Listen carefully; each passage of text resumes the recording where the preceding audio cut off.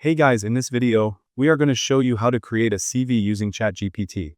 Creating a CV can be time-consuming, especially if you want it to look professional and well-organized. ChatGPT makes it easier by helping you generate a CV quickly in image format using the information you provide. You don't need any special software, and you can even add design elements to make it more visually appealing.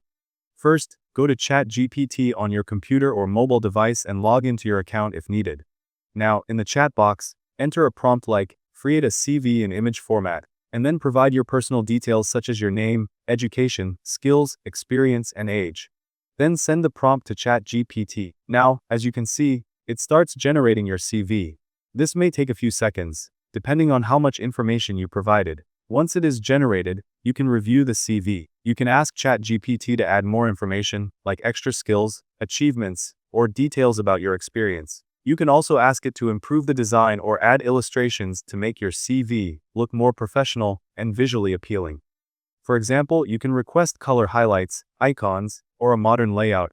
After finalizing, you can download or save the CV in image format to use for job applications. This way, you can quickly create a neat and professional CV using ChatGPT without needing any extra software. Thank you guys so much for watching. I hope you got some value. See you at the next one.